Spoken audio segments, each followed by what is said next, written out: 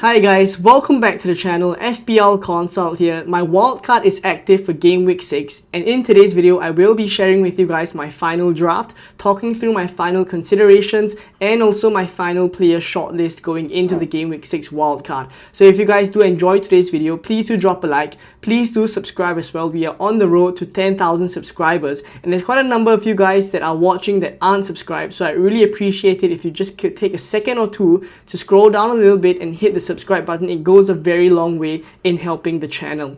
Now, let's start off today's video with some final considerations that I have on my Game Week 6 wildcard. So the first one is that David Raya missed out midweek with a thigh injury. Now, there were clips circulating around after the Manchester City and Arsenal game last weekend that David Raya was leaving the stadium with a bit of a limp. There was like bandage around his knee and things like that. But it turns out to be a thigh injury. The nature of it seems to be a muscle injury as well. So we don't really have much news about it. And in terms of Arteta being helpful in press conferences, that has not usually been the case. So I don't think we will get a clear indication. I mean, it'll be great if Arteta comes out in a press conference and says Raya will be fit and good to go. And in that case, maybe we just include him. But for now, I do have a bit of doubts going into game week 6 about whether Raya will be fit to start against Leicester. So that also does make me think about the second point that I have here, which is whether I want to go with double defense or double attack. Now, very well, if David Raya misses out, I could just go with Saliba as my second defensive asset alongside Gabriel.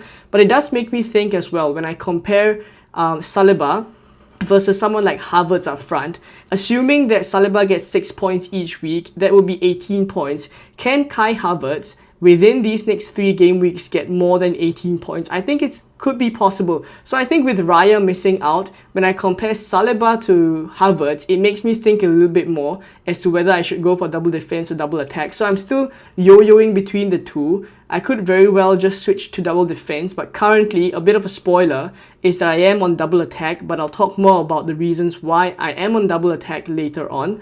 Now, in terms of Manchester City, the main thing I want to speak about is Rodri's ACL injury that happened during the game last week where Man City played Arsenal. So he has been seriously injured, and news is that he's likely going to miss majority of this season.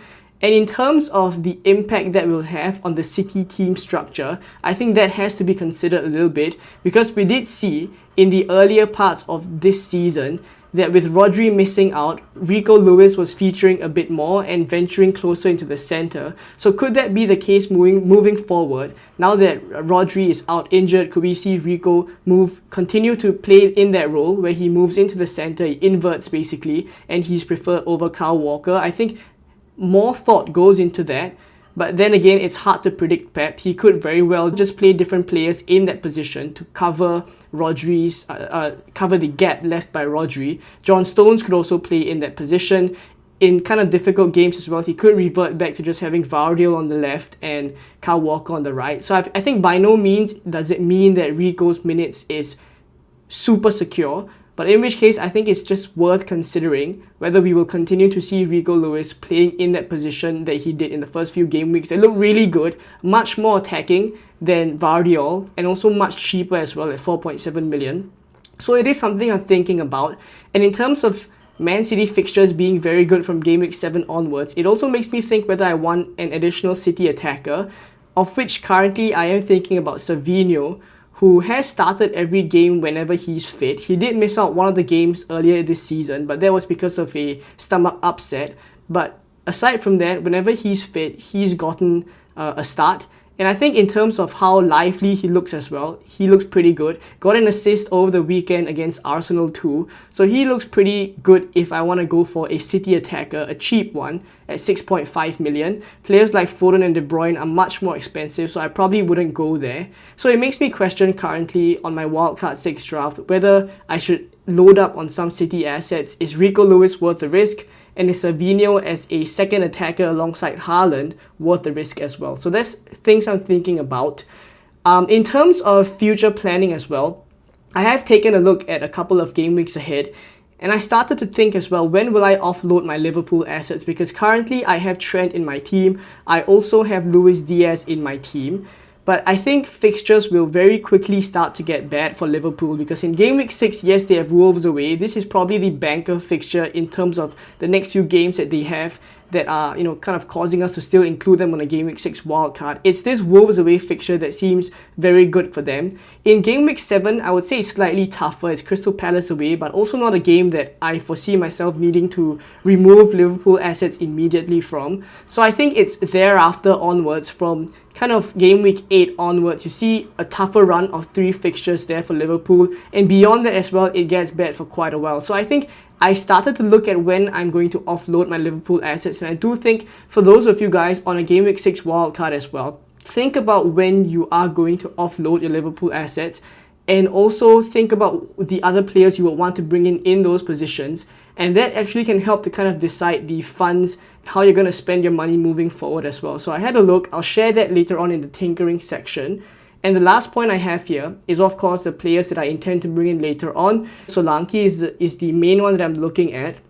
I think from game week 8 onwards, he is someone that I would probably want in my team for the value that he gives at 7.5 million, playing for a Spurs side that technically we know are very decent. And when they get the fixtures, they will start to turn things around. They have started to look very bright against Brentford as well. So I think Solanke is a player I will want. So I have made some plans on this game week 6 wildcard to try and be able to get to Solanke by the time I want him. Same for Manchester United assets as well, because yes, I know the stigma that we have with Manchester United assets, but their fixtures get good very quickly, especially from game week 8, game week 9 onwards, that period. That is when we will want to be jumping on United assets. So there we go with my final considerations. Hopefully it helps you guys out in terms of your planning for game week 6 wildcard as well. Let's take a look now at my final shortlist for the game week 6 wildcard. So in terms of my final game week 6 wildcard player shortlist, I did upload an earlier version of this, but since then there have been a couple of updates in each of the different categories. So here is my final shortlist going into the game week 6 wildcard. I have categorized them as usual in terms of forwards, midfielders, defenders, and goalkeepers. And on the left, you see the kind of segregation that we have here in terms of premiums, semi-premiums, mid-priced assets, as well as budget assets. So let's talk about the forwards first. In terms of premiums wise, I definitely will have Haaland in the draft. The star next to his name simply means that he's locked in my team. There are 3 other stars on this list as well, which I'll talk about later on. But in terms of forwards wise, premiums, Haaland definitely in the draft. Semi-premiums wise, I have Watkins here and Havertz that I am thinking about, leaning towards Havertz of course, but both of them have good reasons why they could be included in the game week 6 wildcard. In the mid-price region, I have taken out a couple of players, like Mateta used to be in here, but he was substituted at halftime last week due to tactical reasons. So that already casts a bit of doubt here into his minutes. So I have stuck with Solanke as well as Jackson. Now Jackson was included in this list simply because of his performances and how well he did last week. But I think moving forward, the fixtures are still not really there for Chelsea. It's Brighton and then it's Nottingham Forest, both of whom have been defending pretty well. And then after that, it gets tricky for Chelsea as well. So Jackson is here simply because of his performances recently. I don't mind him at the price point he's at and the minutes he's getting as well. So just someone that I would also kind of give a bit of consideration to on the Game Week 6 wildcard. Solanke is here, but whether I include him in the Game Week 6 wildcard immediately or go with him later on, that is also something that I can consider. Now, budget forwards wise, I'm really only looking at 3. I've taken Vardy out of this list. I've taken João Pedro, who seems to be injured as well, out of this list. The only ones that remain is Chris Wood from Nottingham Forest, seems to be on penalties moving forward. Dominic Calvert-Lewin from Everton, fixtures are really good.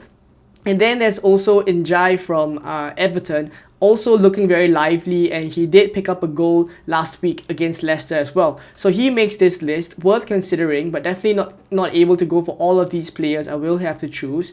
The midfielders wise, in the premium region, I've removed Son. I think the time to hop onto Spurs players is only in a couple of weeks' time. So I've removed him from the premium list in terms of midfielders, but I've left Salah, Palmer, and Saka in the draft. I can see a good reason why people will have these other premiums in there, in their Game Week 6 wildcard.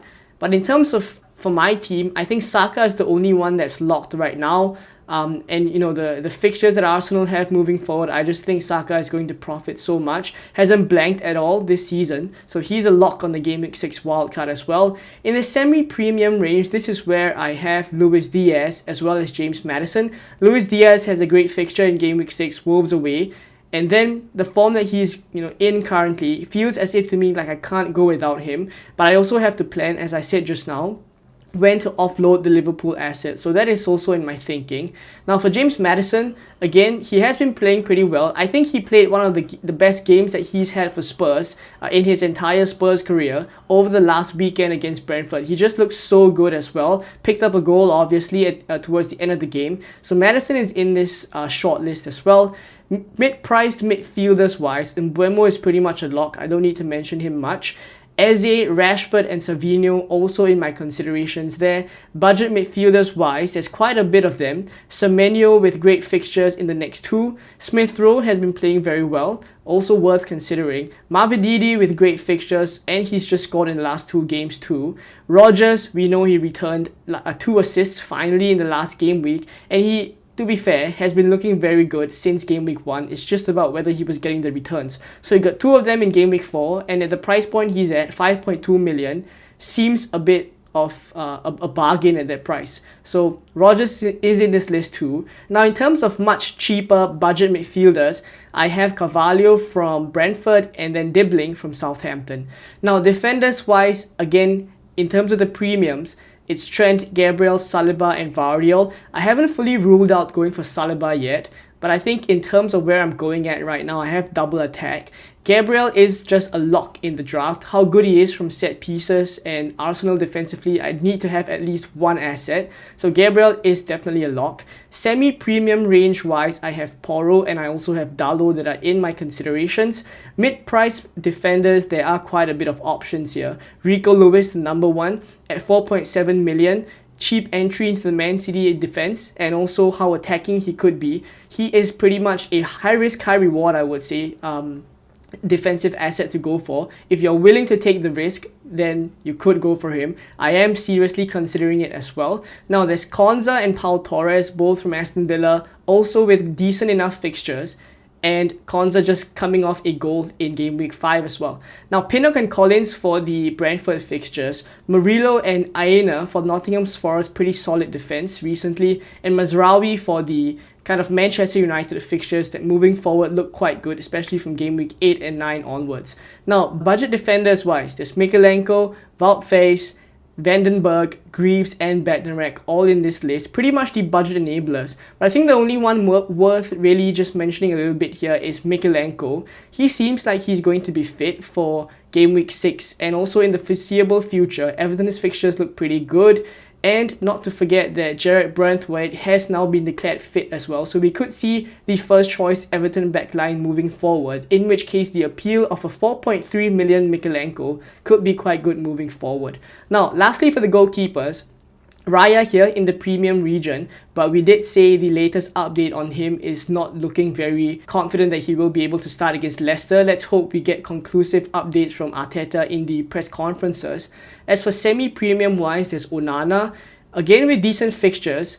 I don't think I'll go for him, but he's just someone that I think is worth looking at from Game Week 8 and 9 onwards, so we'll think about him. In terms of mid-price goalkeepers wise, there's Flecken, obviously the Brentford fixture run really good. Sells as well because Nottingham Forest have been defending pretty well, and Verbruggen rotates very well with Flecken. Muric here, I have him in this budget goalkeepers region simply because he also rotates very well with Flecken. So if you can't really reach Verbruggen, Muric is someone that you could also go for. And in Fabianski, Valmarson, both of them are just the 4.0 million bench fodder. So there we go with my final player shortlist. Basically, when I look at this list overall, I would really only pick my wildcard 6 players from this shortlist after going through kind of all the FPL players within these categories and just picking out which are the ones even worth considering. So hopefully this shortlist helps you guys. I do advise kind of making your own shortlist and seeing who you guys want to go for in each of these categories to really help you zoom in your decision making process. But if not, let's take a look now at my Game Week 6 final wildcard draft. So in terms of a final Game Week 6 wildcard draft, this is where I'm at. I will start by giving the caveat that there could be a couple of minor changes, maybe 1 to 2 changes, but those would be very kind of small changes. I do think like I'm 95% locked on this draft. And stay tuned, of course, to the Game Week 6 deadline stream 3 hours before the deadline to see the final Game Week 6 wildcard draft that I go with. But this is where I'm at. Team value is 100.7 million, and I do have quite a bit of money in the bank, 0.6 million, to kind of make changes further down the line if I do want to. Now, let's break it down in terms of the different categories. So goalkeepers wise, I have gone with Flecken in goal and I have Fabianski. Now, going without David Raya, again, is mainly because of the injury concerns. If we do get news that David Raya is fit for Game Week 6 and moving forward as well, then Flecken could become David Raya. But at least for the time being, I'm okay to start with Flecken. And again, I will not rule out the possibility that I make a keeper transfer down the road to do Flecken to Raya. And then on the bench, I have Fabianski here. The reason why I haven't gone with Valdemarsson as my backup keeper is simply because I don't want to lock myself out of a third Brentford player as an outfielder. So I want to have the ability to go for Carvalho if I do want to, or an outfielder, for example, in defense, say Pinnock, or up front if Kevin Schade is an option, I could also go for him. So I don't want to rule out that possibility. And that's kind of why I haven't gone with Valdemarsson there. I've just gone for Fabianski to leave the third Brentford spot open. Now, in terms of my defense, I have Trent, Lewis and Gabriel in the starting 11, and then I have Aina and Greaves on the bench. So the thinking behind Trent is that I still think there is value in going with him here for 7 million. His routes to points is not just clean sheets, though I do think the Liverpool defense is doing pretty well. But I think because of how attacking he is, I can potentially consider keeping him through difficult fixtures, even though he has some of them moving forward, because he could very well get attacking returns in there. So Trent is still in the Game Week 6 wildcard draft with the upside that I think we can get with him. Now, in terms of Lewis and Gabriel, I've gone with Lewis here. Even though he is a bit of a gamble, I do know that his minutes are by no means secure. But I think at 4.7 million, I'm willing to take the gamble because the upside is so great. If he plays, he goes into the inverted role where he's very close to Haaland and he gets attacking returns. He could very well have gotten a couple of goals in the starting few game weeks as well. So I think it's worth going for him as a gamble. But the only reason why I will be comfortable doing this is because I have a stable enough pick in the on my bench in Aina from Nottingham Forest. So I would really advise that if you do have Rico Lewis in your draft, do have a good fourth defender on the bench so that you can kind of play that fourth defender. In my case, it's Aina in place of Lewis if we get leaks that Lewis doesn't start. Now, in terms of leaks as well, moving forward in the next few game weeks, there will be a couple of weeks that we should get leaks with regards to Man City's fixtures, simply because they are the early kickoff. And I do think that we could get some help there as to whether Lewis starts or not.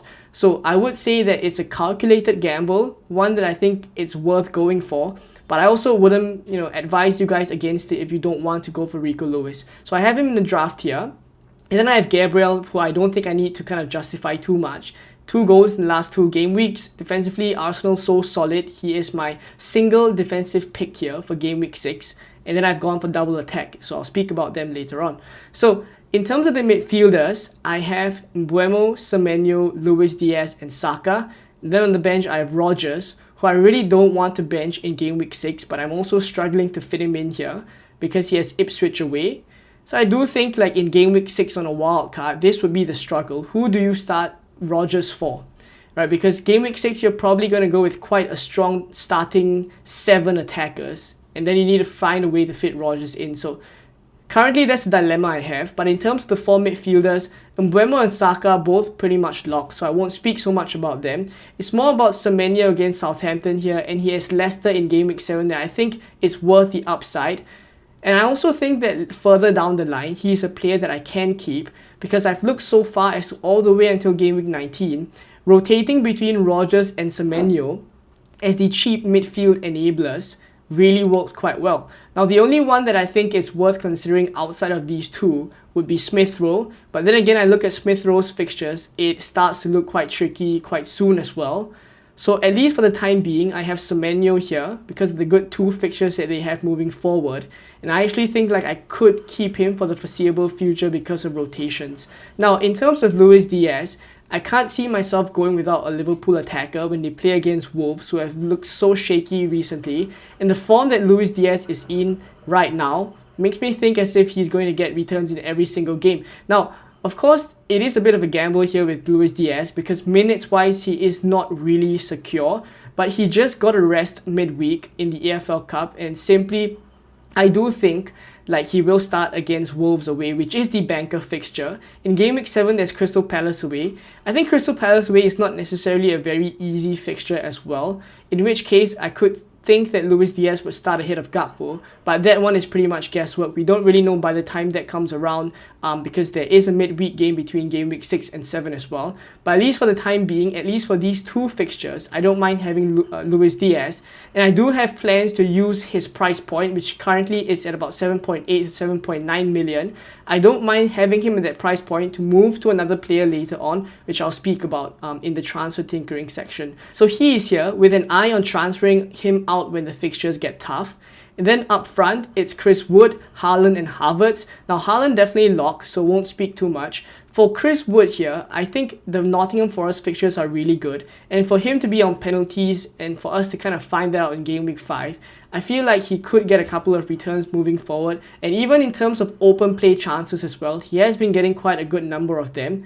And the Nottingham Forest attack has really improved since last season. Players like Callum Hudson-Odoi, Ilanga have looked really sharp, and even their kind of other attackers as well are putting in good balls for Chris Wood. So I like the appeal of Chris Wood. So for Kai Havertz, I think this is where the main decision point, or where I'm going to differ mainly from Game Week 6 wildcarders. I would think that double defense is going to be very popular, but the reason why I've gone for Havertz here is I simply think that he will outscore Saliba in the next 3 game weeks. And also, I have plans to move Havertz to Solanke later on, come Game Week 8 or Game Week 9. So him being at that price point just makes it very easy for me to get Solanke later on.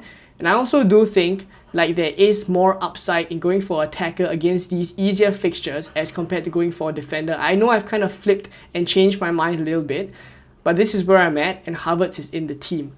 So this is my Game Week 6, I guess, final wildcard draft for now. Again, there will be very minor changes, I'd say.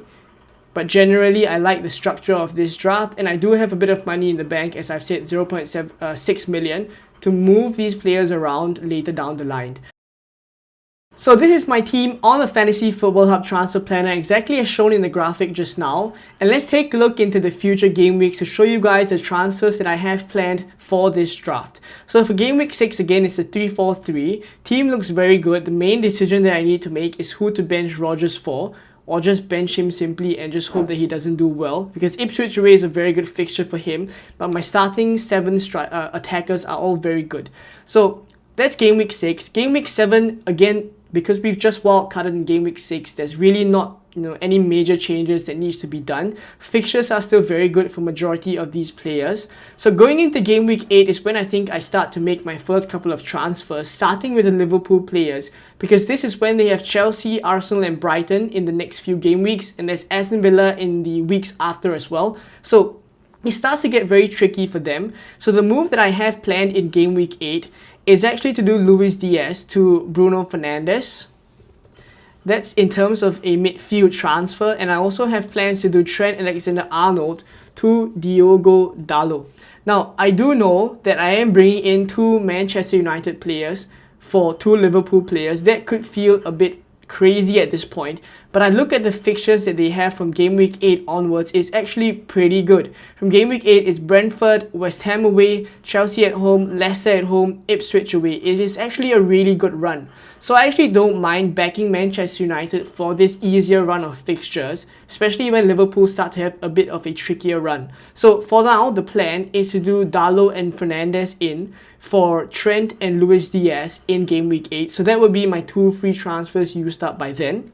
And then after that, come Game Week 9, this is when Havertz will start to have his tricky run of fixtures, which is Liverpool at home, Newcastle away and Chelsea away. This is when I would do Kai Havertz out and bring in Dominic Solanke. So that is why mainly I've chosen to go for Kai Havertz, simply because he gives me a very easy route to Dominic Solanke later on, because all the way until game week 19 actually the fixture run is just very good. So I do think like Dominic Solanke is a player I want to keep moving forward from game week 9 onwards. Aside from that, in future game weeks as well, I will probably wait until after Arsenal's tough fixture run, which is from game week 12 onwards, because that is when they have Nottingham Forest and they would have finished playing that tricky run of Liverpool, Newcastle as well as Chelsea. So game week 12 onwards, I wouldn't rule out a possibility that I could do Flecken out for David Raya. So that by then I could still double up on the Arsenal defense. I foresee that could be a move I do later on. And if in the event I do decide to keep Flecken, if Brentford keep a couple of clean sheets moving forward, then why not keep him? And I can also then just bring in Saliba in defense. So I don't think it'll be a case where I don't go with double Arsenal defense all the way. At some point in time moving forward, I will shift my double attack to double defense. But at least from game week 6, from the get-go, I don't mind taking a gamble on Havertz and then swapping to Solanke. And thereafter just thinking how to get to double Arsenal defense later on, which I think is perfectly viable as well. So let me know what you guys think of my new strategy, as well as the team for game week 6 as well. So just to bring us back here, it's Flecken, Gabriel, Trent and Lewis in defense, Saka and Mbeumo Semenyo and Luis Diaz in midfield, and Haaland, Havertz, Wood up front. On the bench, Fabianski, Rogers, Greaves and Aina. So let me know what you guys think of this draft and what changes you would make. But if not, I just want to end off this section or this video with the captaincy algorithm. So in terms of the captaincy algorithm for game week 6, Saka comes up top here with 7.18 algorithm points, Salah with 7.08 and Haaland with 6.88. So I think it's very interesting that the algorithm has chosen Saka as the game week 6 captain. In game week 5, it did choose Salah, who did only get one return, but the reason why that was still defined as a success is simply because the player must not blank, so Salah did not blank.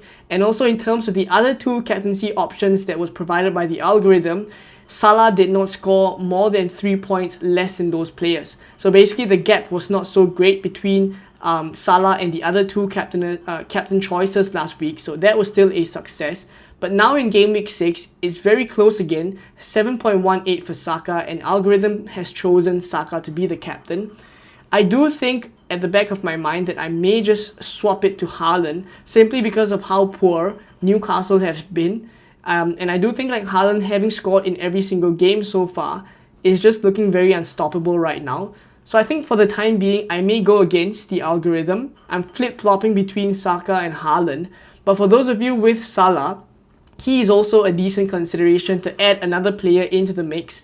Playing against Wolves, 7.08 algorithm points is pretty high as well. So let me know where you guys are going in terms of captaincy. I do imagine it can be quite split simply because Haaland has Newcastle away and there's great fixtures for Salah and Saka as the other two good options as well. So let me know down in the comments below. If not, thank you guys for watching this video. If you guys did enjoy it, please do drop a like. Please do subscribe as well. And let me know down in the comments below if you have any questions with regards to your own wildcard teams. And I will see you guys in more Game Week 6 content coming very soon. Bye bye.